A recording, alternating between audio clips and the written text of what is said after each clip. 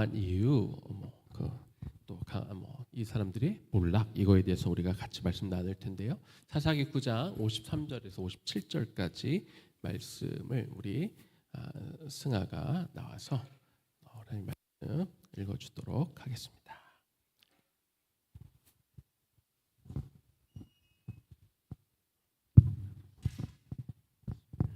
한 여인이 맷돌 윗짝을 아비멜렉의 머리 위에 내려 던져 그의 두개골을 깨뜨리니 아비멜렉이 자기의 무기를 든 청년을 급히 불러 그에게 이르되 너는 칼을 빼어 나를 죽이라. 사람들이 나에게 가르쳐 이르기를 한 여자가 그를 죽였다 할까 하노리. 하니 그 청년이 그를 찌르매 그가 죽은지라. 이스라엘 사람들이 아비멜렉을 죽은 것을 보고 각각 자기 처소로 떠나갔더라. 아비멜렉이 그의 형제 70명을 죽여 자기 아버지에게 행한 악행을 하나님이 이같이 갚으셨고 또 세겜 사람들을 모든 악행을 하나님이 그들을 머리 위에 갚으셨으니 여룻바알의 아들 요담의 저주가 그들에게 응하니라. 사사기 9장 53절에서 57절. 아멘. 들어보니까 승아가 연습을 많이 한 것 같네요. 그렇죠? 그냥 온 게 아니고 이 단어들도 어렵고 좀 길고 그런데 너무 잘 읽어줘서 감사합니다. 이제 우리 다음 세 유초등부는 우리 사무엘 목사님과 함께 또 밑으로 내려가서 또 말씀 듣고 예배 끝나고 우리 만나도록 하겠습니다.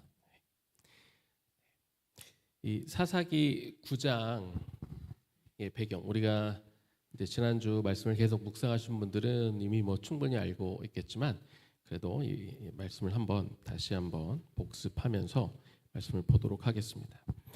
기드온은 이스라엘을 미디안으로부터 구원한 그런 전쟁 영웅이었죠. 존경받는 그런 사사였습니다. 그런데 죽기 전에 어떤 큰 욕심을 품게 됩니다. 사람들이 자신을 왕으로 삼겠다고 했던 그 요청을 거부하기는 했지만 금 에봇을 자기 집에다가 이렇게 만들어 둬서 사람들이 하나님의 성소가 있는 실로가 아니라 자기 집으로 찾아오게 만들었습니다. 왕의 자리를 거절했지만 사실 왕처럼 사람들에게 이렇게 떠받침을 받으면서 살았고 많은 아내와 아들들을 이렇게 두었습니다. 이 아비멜렉은 기드온의 서자였는데요. 이 세겜 출신의 어머니를 두었고 그 출신을 배경으로 해서 자기가 어떤 정통성이 없다는 것을 알고 있었기 때문에 이 어머니의 고향을 기반으로 해서 자기가 권력을 잡으려고 합니다. 그래서 세겜 사람들을 습득해서 자신을 왕으로 세우도록 한 것이죠. 그런데 그 방식이 너무나 무자비했습니다. 비록 같은 핏줄이 아닐지 모르겠지만 이복 형제 70명을 다 한 자리에서 죽이고 자신이 왕이 오르게 된 거죠. 그래서 우리가 지난주에 배운 게 있죠. 지난주에 요담의 경고에 대해서 우리가 배웠습니다. 그 네 나무 이야기를 통해서 그 가시나무를 이 아비멜렉에 비유해서 이 가시나무를 상징하는 아비멜렉이 심판을 받을 것에 대해 그때 유일하게 살아남은 이복 동생, 그 막내 이복 동생 요담을 통해 그 경고 이야기를 들었죠. 아비멜렉이 이제 점점 폭력적이 되자 이제 세겜 사람들이 근데 아비멜렉을 이제 두려워하기 시작합니다. 그때 이제 가알이 등장합니다. 가알은 성경학자들이 말하기를 그도 원래는 세겜 출신이었다가 다른 지역에 가 있었다고 그래요. 그러면서 다시 세겜으로 돌아왔는데 이 가알이 보니까 그 지역의 리더인 아비멜렉에 대한 거부감이 강한 것을 보고 그가 마을 사람들을 위해 잔치를 벌입니다. 그리고 그 자리에서 아비멜렉을 조롱하고 내가 대신 싸워줄 수 있다고, 내가 저 사람을 물리치고 내가 대신 그 자리에 올 수 있다고 이렇게 주장하게 되는 거죠. 당신들이 왜 기드온 사람들의 집안 사람들의 다스림을 받아야 되느냐? 왜 아비멜렉의 이런 통치를 받아야 되느냐? 이렇게 자꾸 이 사람들의 이 지역주의를 자극해 가지고 아비멜렉을 제거하자고 이렇게 자꾸 부추기는 것을 우리가 볼 수 있습니다. 자, 세겜 사람들은 처음에 아비멜렉을 통해서 권력을 얻고자 했죠. 근데 시간이 지나면서 그에게 실망하게 되자 이제 또 다른 세겜 출신의 리더를 세워서 그들이 권력을 계속 얻으려고 하고 있었습니다. 그런데 이런 모의를 하고 있던 그 와중에 스불이라는 사람이 있었어요. 그 사람은 아비멜렉 편에 선 사람인데 이런 이야기들을 듣고 이 막 가을이 사람들을 선동해서 이 아비멜렉을 제거하자 하는 이야기를 이제 아비멜렉에게 전해 주게 되는 거죠. 그래서 아비멜렉은 스불에 전한 그 정보를 듣고 이제 그들을 기습 공격해서 가을이 결국 패배하고 그는 세겜에서 쫓겨났습니다. 이 세겜 지역에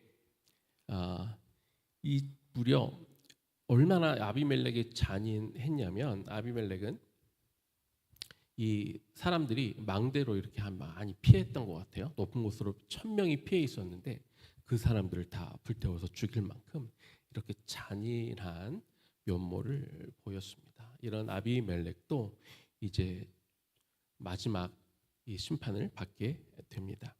아비멜렉은 이 첫 번째 공격에서 승리를 거둔 기세를 몰아 그냥 어떤 준비도 없이 어떤 대책을 세우지 않고 그냥 다음 도시인 데베스라는 곳으로 또 이렇게 공격을 하러 갔다가 한 여인이 던진 이 맷돌의 그 윗부분에 머리를 맞아서 이제 치명상을 입게 되는 거죠. 그런데 아비멜렉이 죽어가면서 자신이 생각했던 건 이제라도 하나님이 좀 나에게 심판을 하셨나 보다. 회개하고 그렇게 하나님 앞에 갔으면 참 좋았을 텐데 그는 끝까지 자기 명예가 중요했습니다. 혹여라도 사람들이 저 여자가 던진 이 맷돌에 맞아 죽었다라고 하면 자신의 명예가 상할까 이것이 두려웠고 그래서 다른 젊은 청년에게 자신을 죽여달라고 하는 것이죠. 그래서 그는 그렇게 비참한 최후를 맞이하게 됩니다.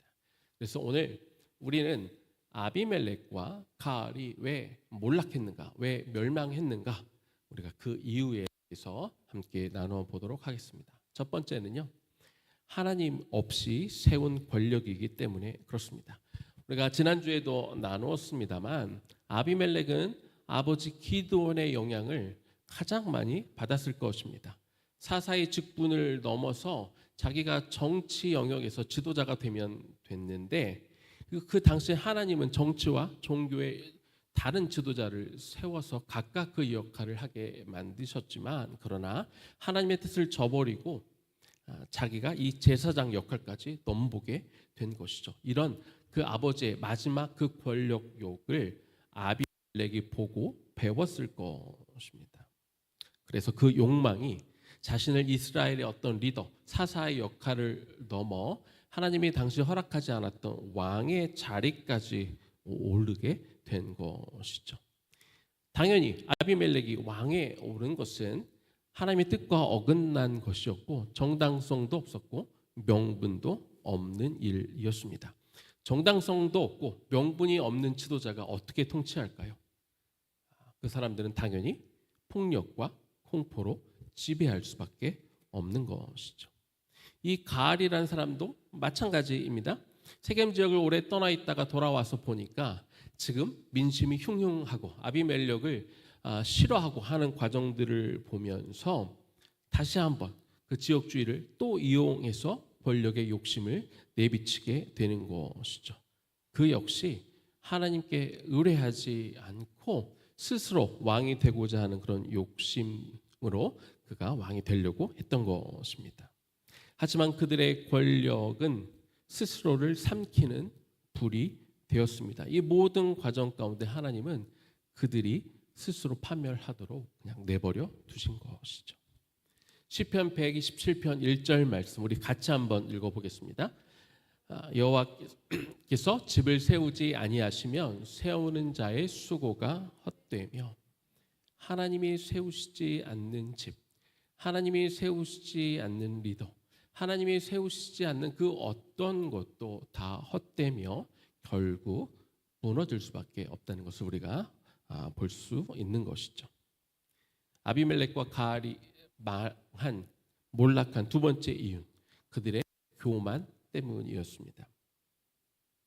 잠깐 나누었지만 아비멜렉은 이 첫 번째 전투, 가알과의 첫 번째 전투에서 승리한 것에 아예 도취해 버립니다. 그래서 이 데베스성 다음 성읍을 그냥 막 쳐들어갔다가 한 무명의 여인이 던진 이 맷돌에 맞아 이제 결국 그것 때문에 죽게 되는 수치를 당하게 되는 것이죠.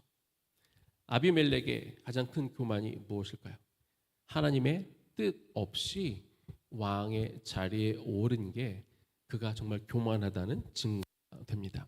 우리는 보통 교만하다 그러면 자신이 어떤 일을 행한 것에 대해서 막 드러내고 싶어 하고 막 더 부풀려서 말하기 좋아하고 이런 것들을 우리가 교만이라고 생각하기 쉬운데요.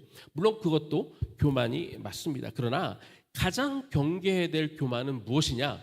그것은 하나님의 뜻과 상관없이 자기 소견대로 자기 원하는 대로 행하는 것, 이것이 가장 경계해야 할 교만입니다. 그냥 자기 좀 이렇게 드러내고 싶고 좀 칭찬받고 싶고 다른 사람들이 알아줬으면 좋겠고 하는 교만도 물론 문제지만 더 큰 교만, 정말 우리가 경계해야 될 교만은 하나님 앞에 묻지 않고 그냥 내 뜻대로 살아가는 모든 것, 이것이 정말 우리가 경계해야 할 교만이라는 것이죠. 가알 또한 아비멜렉을 향해 대놓고 막 조롱합니다. 그런데 사실 알고 보니까 그는 힘도 없었어요. 지혜도 없었어요. 그냥 순간적으로 자기 어떤 권력 욕에 눈이 멀어서 그냥 사람들을 끌고 아무런 대책도 없어요. 반란을 준비한 사람 치고 너무나 허무하게 전쟁에서 지고 맙니다. 결국 뭐예요? 허세를 부린 거죠. 네, 허세를 부린 것 또한 역시 교만인 것이죠. 가을은 실력 없이 허세만 가득 찬 사람, 권력욕만 가득 찼던 그런 사람의 전형적인 모습인 것을 우리가 알 수 있습니다. 우리 잠언 16장 18절 말씀 우리 같이 한번 읽어보겠습니다. 함께 읽습니다. 교만은 패망의 선봉이요 거만한 마음은 넘어짐의 앞잡이니라. 교만한 마음은 하나님이 그 마음으로 인해서 반드시 망하도록 하시겠다. 이게 하나님의 변함없는 뜻인 거죠. 세 번째입니다. 아비멜렉과 가알이 몰락한 이유. 하나님은요, 좀 시간이 걸려도 반드시 심판하시는 분입니다. 아비멜렉과 세겜 사람들이 그래도 첫 3년 동안은 아비멜렉의 통치가 있었습니다. 하나님이 기다리셨어요. 그가 이것들이 잘못된 것들을 인정하고 하나님 앞에 돌아오도록 하나님이 기회를 주셨는데 아비멜렉은 돌아오지도 않았고 점점 더 포악한 그런 왕이 되었습니다.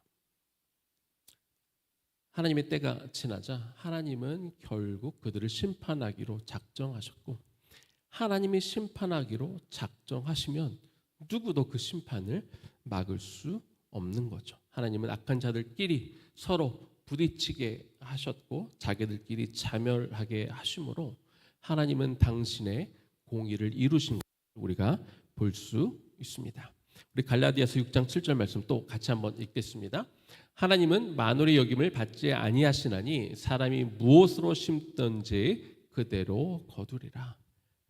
그들이 하나님을 우습게 여기고 하나님 앞에 물어보지도 않고 권력의 자리에 올라가고 그리고 자기 어떤 교만대로 자기 욕심대로 씨를 뿌려놓은 그대로 하나님이 되갚아셨음을 우리가 볼 수 있는 것이죠. 네 번째입니다. 오늘 이 이야기를 여러분들과 좀 가장 더 깊이 좀 했으면 좋겠습니다. 세겜 사람들은 아비멜렉을 세워놓고 금방 실망합니다. 그래서 그를 배신하고 또 다른 사람, 자기들의 욕심을 채워줄 수 있는 또 다른 사람 가알을 앞세웠다가 전쟁에서 패하니까 가알 또한 또 쫓아내 버립니다.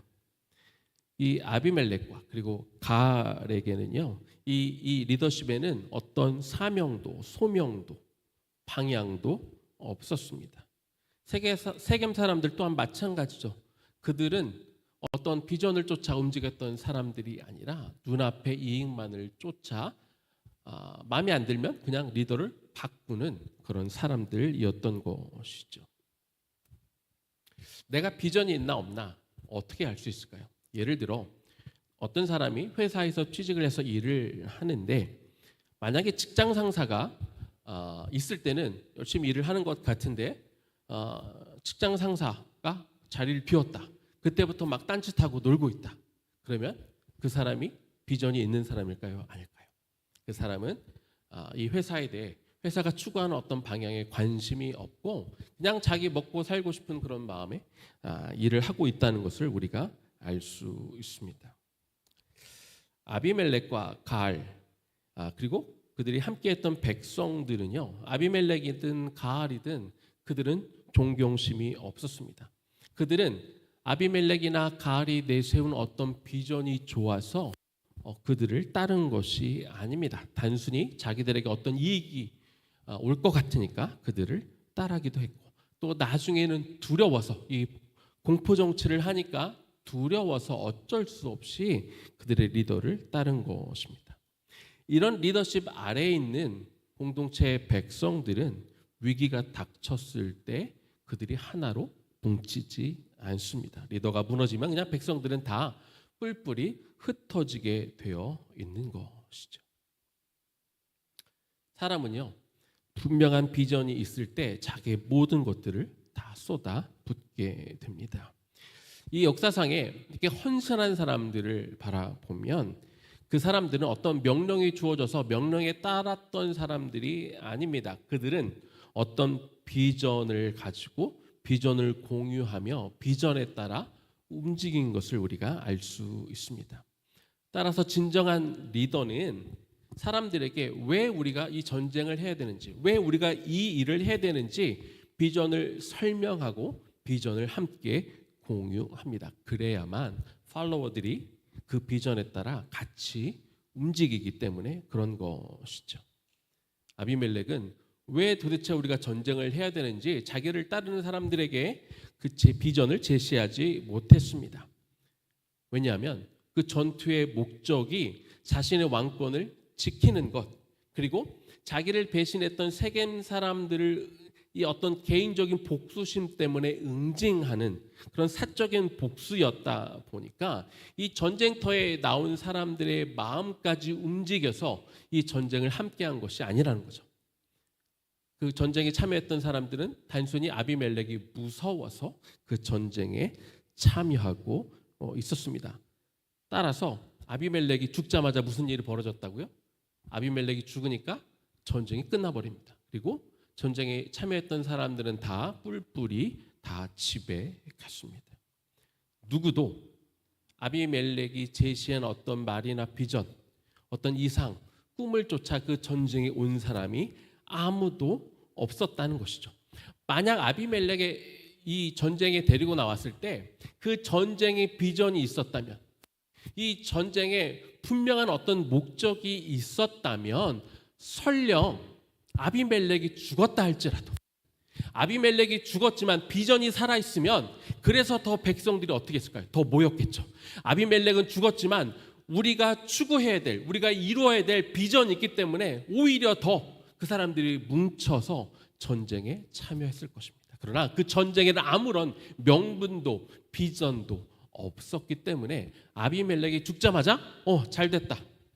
왜 우리가 목숨을 걸고 이 전쟁을 해야 돼? 우리가 싸울 이유가 하나도 없어진 거죠. 그래서 아비멜렉이 죽는 순간 전쟁은 멈췄고 사람들은 다 집에 돌아간 것입니다.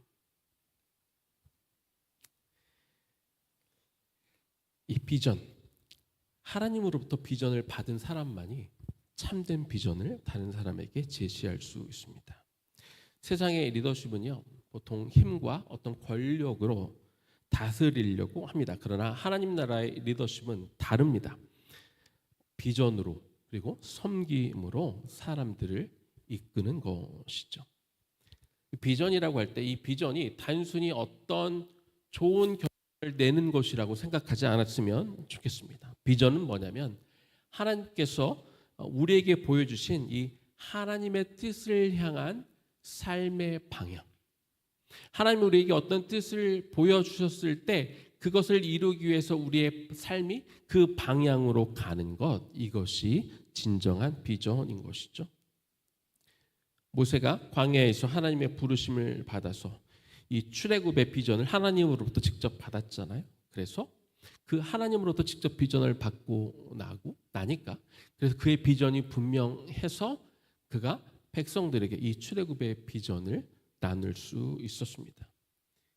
느헤미야가 이 성벽을 재건할 때 이 성벽 재건하는 게 쉽고 간단한 일이 아니었죠. 정말 어렵고 힘든 일이었지만 느헤미야가 이 성전 재건의 이 비전을 하나님으로부터 받았기 때문에 이 비전이 분명하기 때문에 어려워도 백성들에게 격려하고 그들이 이 일에 참여할 수 있도록 그들의 마음을 움직여서 함께 이 일을 이루신 것입니다.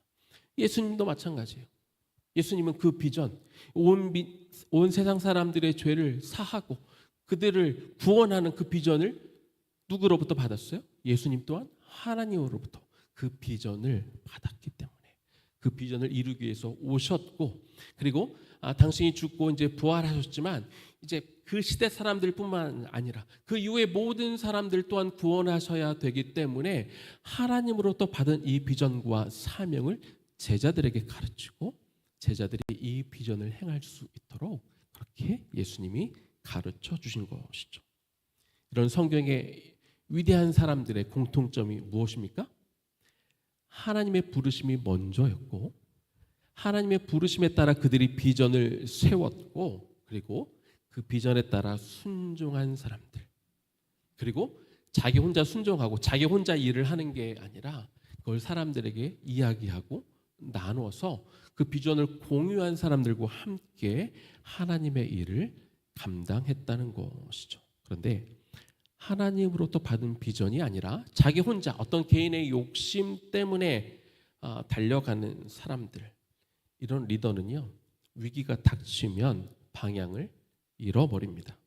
하지만 하나님의 부르심을 따라 이 사는 사람들은 어떤 결과를 의식하지 않고 사람들의 눈을 의식하지 않고 오직 하나님이 자기에 주신 그 비전에 따라 움직이기 때문에 위기가 찾아와도 흔들리지 않을 수 있게 되는 것이죠. 또 하나님을 의뢰하는 사람만이 비전의 사람이 될 수 있습니다. 하나님은 모세를 이집트의 왕자가 되도록 그렇게 인도하셨죠. 그곳에서 최고의 지식, 권력, 부 이런 것들을 다 누리고 있었습니다. 자기 민족을 사랑하는 마음도 있었습니다. 그런데 하나님은 모세가 왕자일 때 사용하지 않으셨어요. 그를 40년 동안 광야에 머물게 하시고 그리고 그가 이 광야에 머물게 하면서 양을 또 키우게 하셨고 그래서 목자의 마음이 무엇인지를 먼저 배우게 하셨습니다. 그리고 자기 힘으로 아무것도 할 수 없다는 것을 인정하게 만드셨고 그 정도로 그렇게 가난한 마음이 되고 난 이후 하나님은 모세를 사용하신 것이죠. 다윗도 마찬가지입니다. 하나님은 다윗을 이스라엘의 왕으로 부르셨습니다. 그런데 그 뒤로 무슨 일이 생겨요? 왕의 자리에 바로 올라간 것이 아니라 그때부터 쫓겨다닙니다. 사울에게 어떤 목숨을 잃을 만한 수차례의 위기를 겪고 광야에서 무려 15년을 도망 다녔습니다. 왕궁의 안락함과 편안함 대신 광야에서 불편하고 힘든 시간들을 경험하면서 다윗이 어떤 사람이 되었어요? 우리가 시편을 보면 알죠. 하나님을 찾는 사람, 하나님을 부르짖는 사람, 하나님을 의탁하는 사람, 하나님의 뜻이 어디에 있는지 하나님을 의뢰하는 사람이 되었습니다.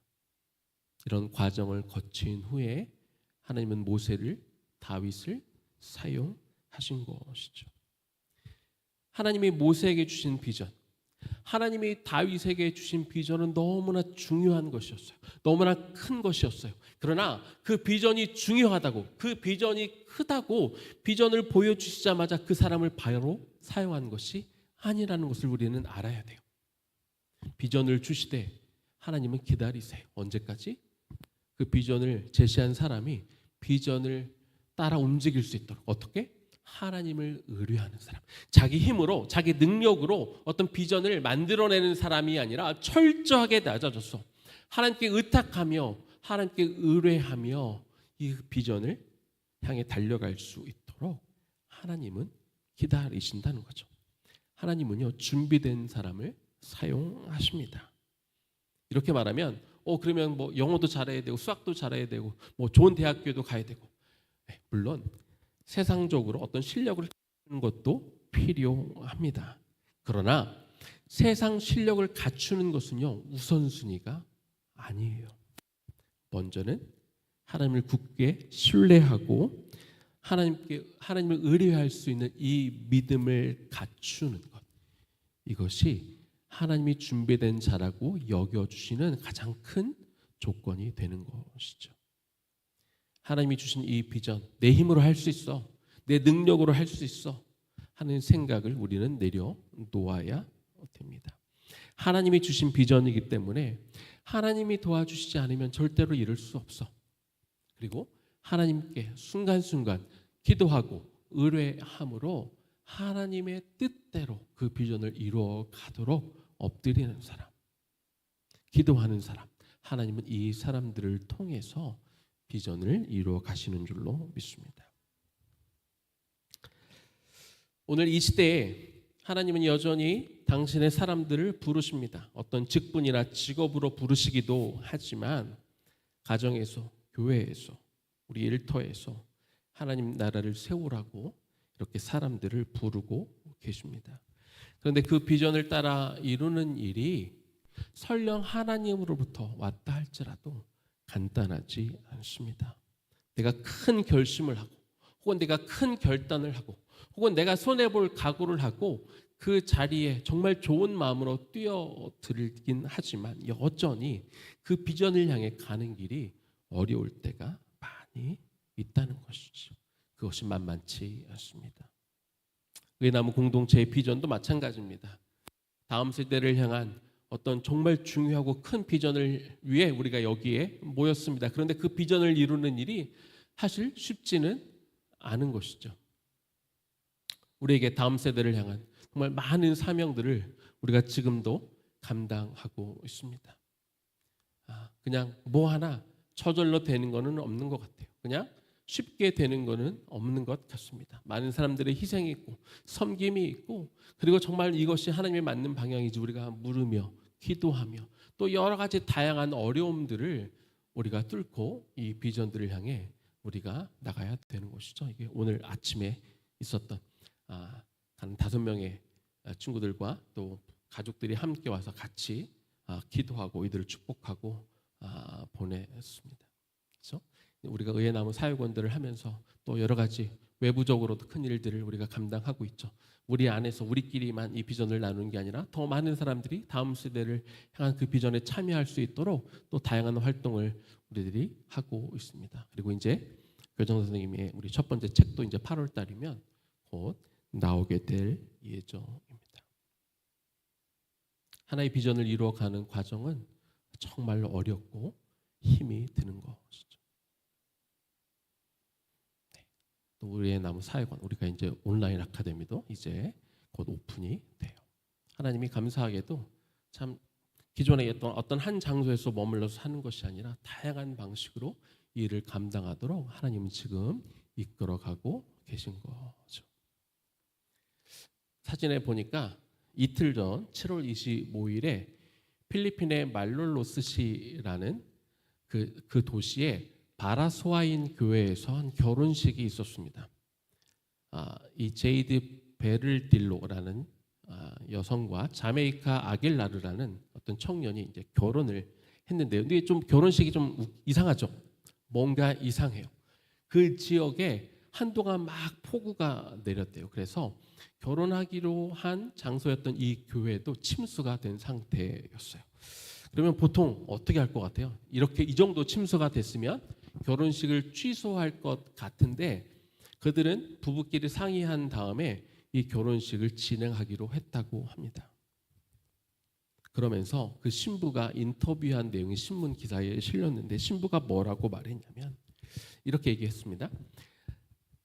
결혼은 함께 앞으로 닥쳐올 위기들을 같이 극복해내는 과정이라고 생각합니다.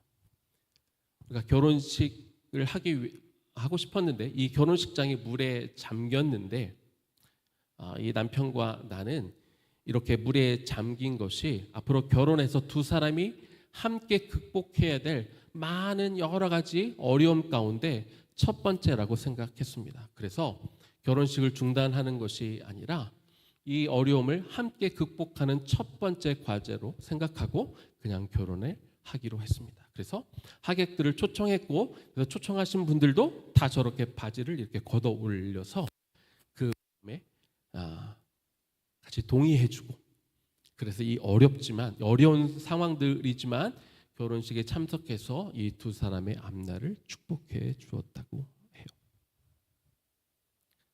다음 세대를 향한 그 비전을 하나님이 의나무 공동체 저와 여러분에게 주셨습니다.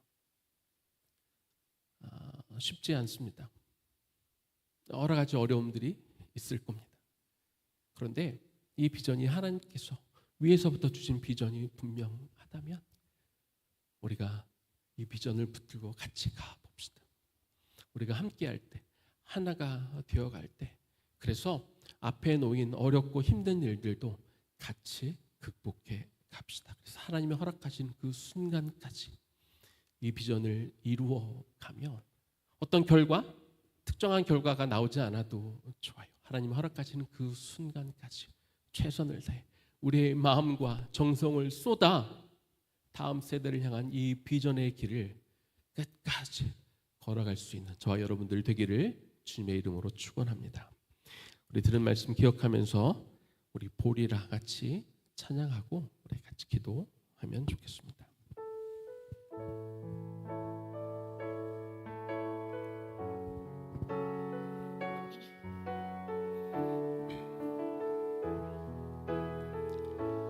우리 오늘 눈물로 우리 오늘 눈물로 하나의 씨앗을 심는다. 꿈꿀 수 없어 무너진 가슴에 저들의 푸른 꿈 다시 돋아나도록 우리 함께 땀 흘려 소망의 길을 만든다. 내일로 가는 길을 찾지 못했던 저들 노래하며 달려갈 그 길 그날에 우리 보리라. 새벽 이슬 같은 저들 일어나 뜨거운 가슴 사랑의 손으로 이 땅 치유하며 행진할 때 오래 황폐하였던 이 땅 어디서나 순결한 꽃들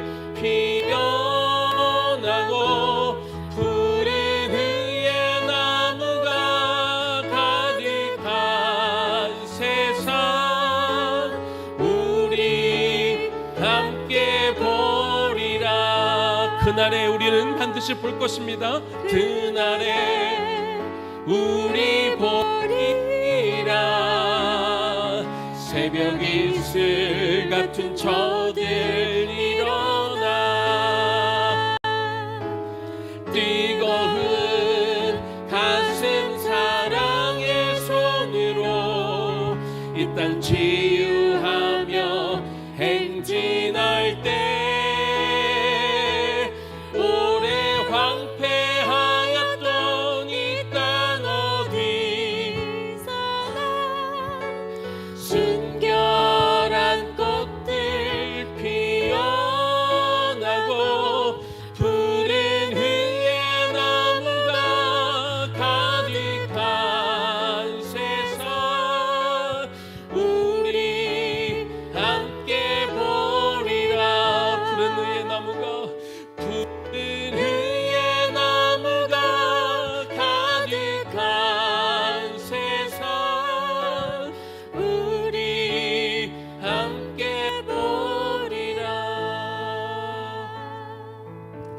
우리 마지막으로 자리에서 잠깐 일어날까요? 일어나서 좀 우리 기도하겠습니다. 하나님의 우리 공동체에 주신 비전이 있습니다. 우리는 작은 공동체이지만 그러나 정말 귀한 비전을 우리에게 허락하셨습니다. 다음 세대를 세워나가는 그 비전을 우리에게 주셨습니다. 그 비전을 다시 한번 우리 가슴에 우리의 손에 붙드는 시간이 되기를 원합니다. 하나님 우리에게 주신 이 비전, 하나님 우리가 앞으로도 이 일을 감당해 나아갈 텐데 하나님을 철저히 의뢰하며 하나님을 신뢰하며 그리고 하나님의 뜻에 합당하게 하나님이 기뻐하시는 길로 이 길을 걸어 나가기를 원합니다. 하나님 쉬울 때만 될 것 같을 때만 우리가 이 일을 붙드는 것이 아니라 이 비전을 이루어 가는 길이 비록 험난하고 힘들고 때로 외롭게 느껴진다 할지라도 하나님이 우리에게 주신 비전이 분명하다면 하나님 우리는 이 길을 가는 것을 멈추지 않겠습니다. 성공하기 위해서가 아니라 이름을 높이기 위해서가 더 큰 학교가 되기 위해서가 아닙니다. 아버지 하나님께서 허락하신 그 순간까지 그 한 영혼 한 영혼을 향해 정말 우리의 마음과 뜻을 쏟아부어 아버지께서 우리에게 준 이 사명의 길을 끝까지 걸어갈 수 있는 의나무 공동체 되게 해달라고 우리가 주의 이름 한번 부르고 그렇게 기도하며 나아갑니다.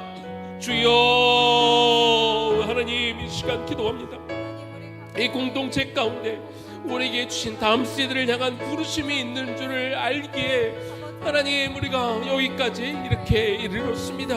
하나님 우리의 이름을 높이기 위한 것도 아니고 우리가 어떤 성공을 통해 우리가 이만큼 이루었다고 자랑을 하기 위해서도 아닙니다. 아버지께서 하나님 우리의 손에 하나님 우리가 잘났습니다. 아버지에게 우리에게 이 하나님이 귀한 사명을 맡겨주셨다는 것을 믿기에 우리가 나아갑니다. 아버지 하나님 계속해서 우리가 기도하며 나아갈 때 알려주십시오. 가르쳐 주십시오. 우리가 어떤 방향으로 어떻게 나가야 되는지 계속 보여주시고 그래서 그 길을 정말 하나님을 의뢰하는 자로서 주님께서 이 주신 비전을 공동체와 함께 같이 이루어갈 수 있도록 도와주시옵소서. 하나님 이 비전의 길이 어렵기도 하고 때로 힘들기도 하고 때로 좌절되고 낭망될 때가 하나님은 없지 않지만 그러나 이것이 내가 세운 비전이 아니라 아버지께서 우리에게 주신 비전임을 우리가 믿기에 그래서 하나님 우리가 다시 한번 하나가 되어 이 비전을 위해 이 공동체가 힘을 합하기를 원합니다. 손을 함께 모으기를 원합니다. 아버지 앞에 같이 엎드려 하나님 앞에 기도하며 이 공동체를 올려드립니다. 하나님이 허락하시는 그 순간까지 아버지께서 우리에게 맡겨주신 그 영혼이 누구이건 그 영혼들을 향해 우리가 기도하게 하시고 눈물 짓게 하여 주시고 아버지 그 영혼들을 끌어내며 이 다음 세대가 정말로 귀한 하나님 나라의 백성들이 되어 또한 그들이 하나님의 비전의 사람들이 되어 그들과 함께하는 모든 백성들과 또 다른 하나님 나라의 다양한 사명들을 이룰 수 있을 때까지 그들이 진짜 하나님의 사명자가 되어 하나님이 주신 그 비전을 이룰 수 있을 때까지 우리가 그들을 위해 원하고 그들을 위해 가르치고 그들을 중보하며 나아갈 수 있는 이 귀한 사명의 일을 우리가 감당해낼 수 있도록 주여 도와주시옵소서. 당장 눈앞에 결과가 보이지 않는 것 같고, 하나님 길이 막힌 것 같고 막다른 골목에 다드는 것처럼 우리가 막막할 때도 있었지만, 하나님 우리가 환경에 따라 흔들리지 않게 하여 주시옵소서. 눈에 보이는 것 때문에 우리가 주저하지 않게 하여 주시고, 하나님 우리가 발이 움직인다면, 하나님 우리의 입이 있다면, 하나님 우리가 볼 수 있다면, 하나님 마지막까지 하나님 허락하시는 그 순간까지 최선을 다해 섬기며 나아갈 수 있는 당신의 백성들 되게 하여 주시옵소서. 하나님 이 푸른 의의 나무들을 통하여 정말 이 땅을 하나님 그 다음 세대를 일어나 이 땅을 회복하고 치유하고 당신의 나라로 만들어가는 것 우리가 보게 하여 주시옵소서. 하나님 이 공동체 다음 세대를 향한 비전을 주셔서 감사합니다. 그 비전 때문에 우리가 모였습니다. 그 비전 때문에 우리가 함께하고 있습니다. 주님 이 시간 기도합니다. 하나님 이 주신 이 비전을 우리의 생각대로 우리의 방향대로 우리가 이끌어가지 않기 원합니다. 주님 기도 날마다 주님 앞에 엎드려 간구하며 나아갈 때 주님 우리가 어느 길로 가야 되는지 들려주시고 그 길을 묵묵히 순정함으로 걸어갈 수 있는 공동체 될 수 있도록 도와주옵소서. 이 길이 만만치 않고 이 길이 어렵고 힘든 순간들이 있겠지만 하나님 어떤 상황에 또 여러 가지 것들이 눈에 보이는 것들에 또 사람들의 의식하는 것들 때문에 우리의 마음이 흔들리지 않게 하여 주시고 오직 주신 이 사명 붙들며 하나님이 허락하시는 그 순간까지 온 마음을 쏟아 하나님 이 주신 이 귀한 사명 이루어가는 당신의 백성들 되게 하여 주시옵소서. 특별히 이 부모 세대가 우리 자녀 세대에게 보여주게 하여 주시옵소서. 부모가 세상이 말하는 세상이 부러워하는 어떤 성공은과 상관없다 할지라도 하나님이 허락하시는 이 비전을 놓고 정말 열심히 달려갔던 모든 것들을 내려놓고 오직 그 비전을 향해 달려갔다는 것들을 자식들에게 언제라고 들려줄 수 있는 그런 비전의 사람들의 모델이 바로 우리 부모가 되게 하여 주옵소서. 그래서 우리 아이들도 이 부모로부터 배운 이 신앙에 따라 이들도 하나님의 비전의 사람이 되어 언젠가 하나님이 부르신 그 자리에서 맡겨준 본분을 향해 기쁘게 나아갈 수 있는 우리 다음 세대가 그런 푸른 의의 나무들 될 수 있도록 주여 우리 아이들 또한 그렇게 인도하여 주옵소서. 이제는 우리 주 예수 그리스도의 은혜와 하나님 아버지의 극진하신 사랑하심과 성령님의 감동 감화하심과 그 교통 역사하심이 우리에게 주신 그 비전을 향해 하나님을 의뢰하며 나아가고 주변의 환경과 사람들의 눈을 의식하지 않고 오직 우리에게 맡겨두신 그 사명을 향해 열심히 달려갈 우리 청장년 세대와 또 그 부모들을 통해 그 부모 세대를 통해 훈련받아 또 언젠가 푸른 의의 나무가 되어 하나님의 꿈꾸시는 일들을 이루어가게 될 우리 다음 세대의 머리 위에 지금부터 영원까지 충만하게 거하시기를 간절히 축원하옵나이다. 아멘.